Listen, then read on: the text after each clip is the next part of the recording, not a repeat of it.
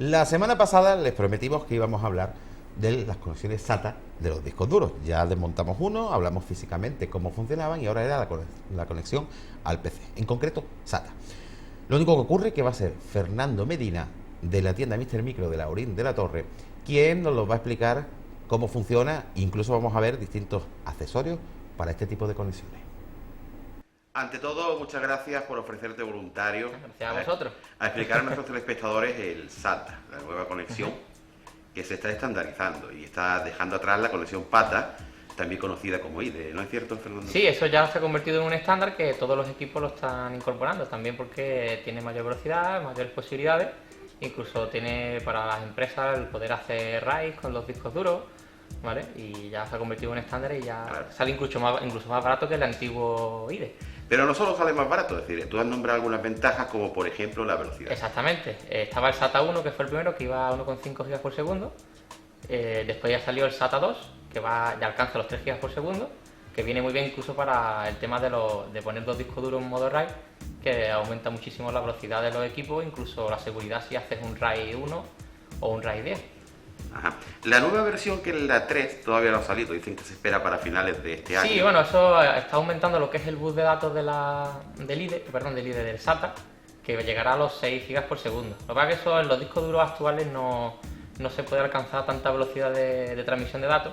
Seguramente eso se le aprovechará con los futuros discos de sólidos. Por aquí tenemos, por ejemplo, que es una placa base que viene preparada para 6 SATA. Viene ya como todas las placas actuales, vienen ya preparadas para SATA 2. En concreto son los conectores azules que hay. Exactamente, estos conectados morados que tenemos por aquí, ¿vale? Este soporta hasta 6. Exactamente, 6. Que viene muy bien por lo que te comentaba de poder hacer modo RAID, ¿vale? Porque hay mucha gente que pone dos discos duros en modo RAID 0 y te permite dar el doble de velocidad de lectura y de escritura de los discos duros. Ajá, lo normal que tenga una placa base. Lo normal, las baratas suelen tener como mínimo 2. ¿Las medianas? Las medianas 4 y ya las de gama un poquito más alta pueden llegar a 6 y algunas ya muy altas a 8. Ajá. Bien, la calidad de la placa base, por supuesto, no influye en la velocidad, salvo en que sea SATA 1 o SATA 2. Exactamente. Vale. Eso, el tema de la velocidad de los SATA no influye en la calidad de la placa. Ajá. Bueno, sigamos. ¿Qué más tenemos? Para que nuestros telespectadores identifiquen las distintas piezas. Por ejemplo, tenemos el conector antiguo de corriente que llevaban los discos duros este IDE. Blanco, ¿no? Exactamente, que este es un adaptador para convertirlo en la conexión actual de corriente de los discos duros SATA. Eso es por si la fuente de alimentación no Exactamente. ofrece un conector de este tipo. De hecho, la mayoría de las fuentes son incorporar uno o dos, pero si tú quieres más disco duro, te hace falta un adaptador. Vale, quiere decir que lo único que cambia realmente es el conector. Sí, el único conector, la forma de los contactos, aunque personalmente yo pienso que son un poquito más falsos que este, porque el contactor es mucho más fino y es más fácil que se suelte. Este es más grueso y quedaba más fuerte el contacto. Y lo que tenemos al lado, el cable rojo. Vale, este es el cable de datos, que lleva las dos puntas iguales tanto para la placa como para el disco duro. De hecho, es más pequeño el conector de datos que el de alimentación. Exactamente, antes era al revés, era muchísimo más grande lo que era el cable de datos. Vale, aquí al lado tenemos un disco duro. Exactamente. A ver, cógelo, levántalo, por favor. Vale. Bien, el disco duro físicamente es el mismo, ¿no? Sí, físicamente es el mismo. Tiene internamente es igual, con sus platos, sus cabezas lectoras, ¿vale? Salvo que la parte de la interfaz de transferencia de datos pues ha cambiado para los nuevos conexiones que permiten mucha más velocidad. Antes había un montón de pines ahí, ¿verdad? Sí, algunos antiguamente sobre todo era para configurarlo, el tema de que si era maestro o esclavo, por eso ya con el SATA, como no puedes conectar varios en un mismo cable, ya se configura en la conexión que hagas en la placa. Tienes aquí un conector largo, que es el de serial de datos, que corresponde al que hemos estado viendo antes. Ajá. ¿Vale? Un conector Y el pequeño, pequeñito, que corresponde al conector de datos. Dicen que esos conectores, que tienen varios piles, algunos piles son más largos que otros porque tienen las características de estos discos duros, que no los anteriores, de poderse conectar y desconectar en caliente, ¿no? Exactamente, pero no todas, depende también de la placa. Eso sí depende mucho de la placa y el chip de que controle los SATA que permita la inserción y la extracción en caliente.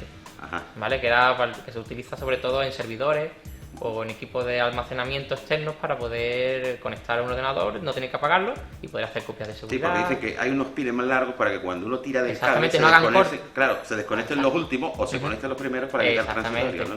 Exactamente. Vale, bueno, y si alguien tiene una placa base anterior y no tiene la posibilidad de ponerle sus discos SATA, Pues porque tenemos- lo que va a encontrar ahora son SATA. Claro, ¿no? claro, eso ya, el IDE ya es muy difícil de encontrar y si los hay son pequeños. Veamos ¿vale? entonces qué solución hay. Exactamente, tenemos lo que es una controladora de SATA, Ajá. ¿vale? Que incluso también tiene para un puerto IDE, que eso normalmente suelen tener dos, las hay también de más, ¿vale? Y nos permite pues, después conectar un par de discos duros de SATA sin tener que cambiar la placa base. O sea, tiene un PCI normal, lo Exactamente. enganchamos y tenemos la azul, que es la conexión PATA o IDE de toda la vida, Exacto. y sus conectores correspondientes SATA. Que también te permite, como indica el chip, te permite hacer el RAID. Ajá, perfecto. Bueno, una cosa para que no se engañen tampoco. Muchas veces se compra un disco duro externo por USB. Uy, qué bien, pero el disco duro es SATA. Eso no sirve para nada, ¿verdad? Porque me refiero, da igual porque el USB es más lento. Claro, la USB, digamos, no te aprovecha toda la velocidad que puede llegar a tener lo que es un disco duro IDE. Sí. ¿Vale? Por ejemplo, aquí dentro es un disco duro SATA. Exactamente. Pero la conexión la podemos ver aquí claramente, Es USB.